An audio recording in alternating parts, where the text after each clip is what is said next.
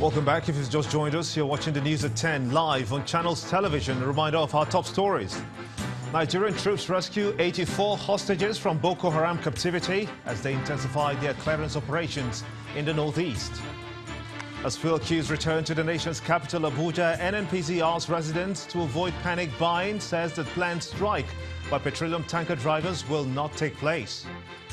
Federal government seeks support of Nigerians for President Buhari's leadership of the African Union's anti-corruption campaign. And pressure on President Jacob Zuma to step down intensifies as a senior South African ruling party official backs move.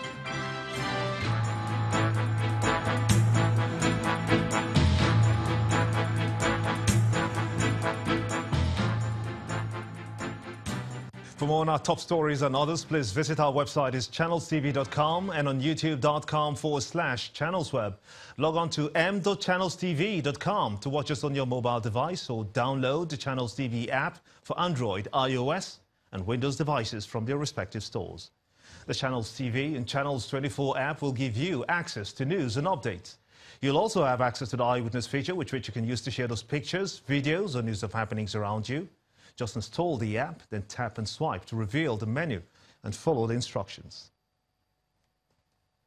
And we have these pictures that you sent in to our Eyewitness portal. Let's begin with this one from Inyi, Ward 2 in Oji River in Enugu State, showing these people who, according to our Eyewitness reporter, are doing their voter registration. He, however, laments what he calls poor preparedness by the Independent Electoral Commission.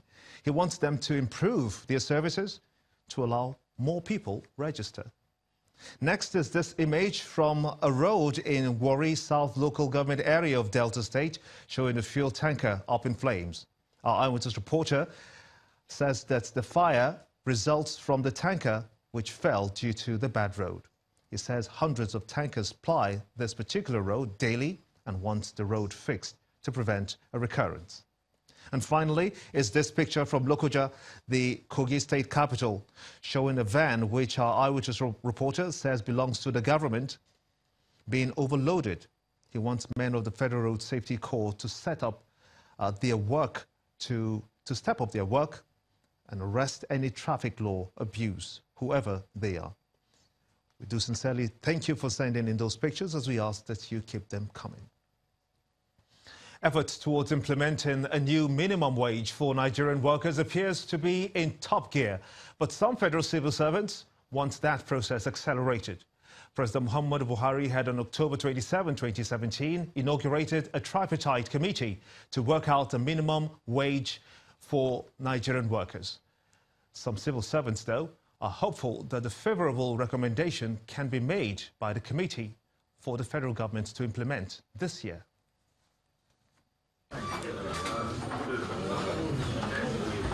The year 2017 was an eventful year for Nigeria's Ministry of Labour and Employment, as it held a series of meetings with leaders of different workers' unions over better welfare for their members.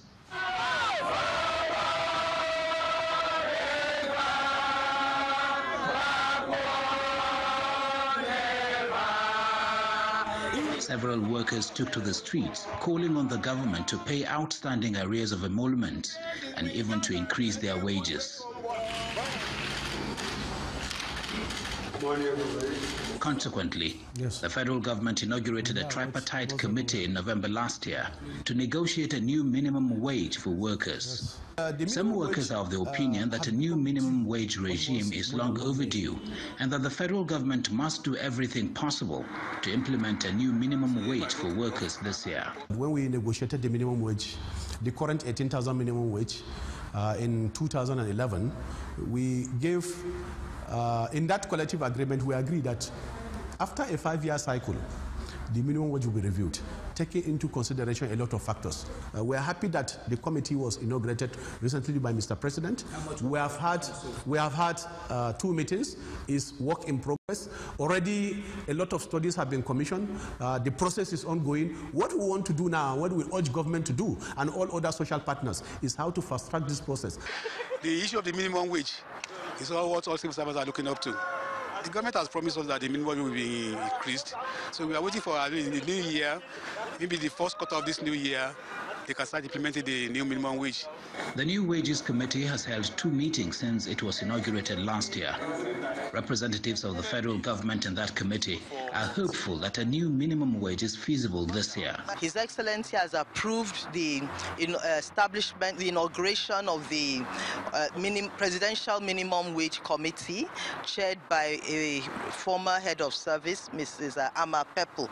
We have already started sitting, and we believe that within the next 2 to 3 quarters, we should be able to conclude and make our recommendations known to Mr. President. And definitely, whatever is the decision taken and approved by the federal government, it would also favor the civil servants. The federal government has operated a minimum wage of 18,000 naira for civil servants since 2011, a policy some states have refused to domesticate. The presidential delegation to the just concluded African Union Summit in Addis Ababa, Ethiopia, is advocating the need to support Nigeria's role in the continent's anti-corruption crusade and trade negotiations. At a press conference in Abuja, the Minister of Foreign Affairs, Mr. Jeffrey Onyema, said that the outcome of the summit has placed further leadership responsibilities on the Nigerian government. According to him, a stronger economy that provides employment for the majority will earn Nigeria more respect on the continent. President Muhammadu Buhari led a strong delegation of ministers and top government functionaries to the recently concluded African Union Assembly of Heads of States in Addis Ababa. Nigeria's role in the fight against corruption and its economic leadership position in Africa was prominently recognized at the conference, as President Muhammadu Buhari is appointed to lead the continent's anti-corruption crusade. Back in Abuja, the Minister of Foreign Affairs leads other members of the presidential delegation in a press conference to highlight the responsibilities that now rests on the shoulders of the Nigerian government after the meeting in Addis Ababa. Clearly, we have to do a lot as a government to provide jobs for our people and to make our economy stronger and more buoyant, so that Nigerians will not put themselves in the positions where they will be exploited. So we have to do a lot. I've always talked about the brand, the Nigerian brand, and we have to work hard to make it, the image of Nigeria a stronger brand. Some members of the presidential delegation believe these responsibilities should be supported by all Nigerians, as it holds great potentials for the enhancement of international business negotiations. Negotiating a trade agreement that encompasses 55 different countries on the continent at different levels of development with different commercial interests was a real challenge. But the statement by President Buhari was historic, and it was a turning point statement. The fight against corruption is not an easy task by any measure. We must therefore work together to minimize the occurrence of the menace on our continent by introducing effective measures that would adequately address the gaps in our system that facilitate corruption and impunity. As Nigeria's leadership role on the African continent continues to grow, the consensus at this press conference is that both the government and citizens must work hard to improve the living conditions of citizens and protect Nigeria's image globally. To take a further look at this new responsibility for President Muhammadu Buhari, I'm now being joined by the Director of Research and Studies at the Nigerian Institute of International Affairs, Professor Charles Dokubo. I want to thank you so much indeed for joining us on the News at 10. This is a tricky one, considering that AU states are sovereign in themselves. They are sovereign entities. And how do you see President Muhammadu Buhari playing along and solving this challenge of corruption that has been given as a responsibility to solve? That, you talked about sovereign states. You must understand that once nations become part of an organization, they have what we call shared sovereignty. As a result, if they agree on an issue, it can be carried out in all the states that are involved in the organization. So in as much as a very big task for the president to carry on, who better to do it than Buhari, bearing in mind his credentials as an anti-corruption crusader in most of his administrations. But if you say that, would you say that Nigeria and indeed the president has been able to set that example back here at home in our own anti-corruption fight? I think they've done what they could at a very difficult time. Sometimes, you know, the populace or the citizens, they wanted faster results and all that. But actions are taken at various levels. We must also understand it's a difficult task. Tracing money, following the money trail, looking at those who have been accosted in terms of misappropriation of federal funds and all that. We see it every time in the newspapers, but what people are concerned about is how far the judicial system had taken steps to imprison those that have been found guilty. We don't judge people until the courts give decisions. The government are doing what they can. It's a difficult situation. A country like ours, it's a very difficult task. How do you put side by side when you look at some of the submissions of Mr. President Muhammadu Buhari when the UK Prime Minister, former Prime Minister David Cameron said that Nigeria was fantastically corrupt, and then the response he got was that all we need is the money? It was a major response, because if you accuse Nigerians of being corrupt, and most of the corrupt monies have been siphoned to your own countries, who gives you the right to come and accuse us? You are as guilty as Nigerians that siphoned the money to your country. And I believe that the response of the president was very timely and a measured one at that, because it matches the period and answers the question. You know, Transparency International, in its report on people and corruption in 2015, said that the police and the courts have the highest rate of bribery, while the police, again, and the private sector are the most corrupt in Africa.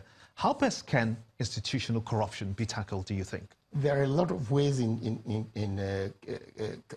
monitoring and containing corruption.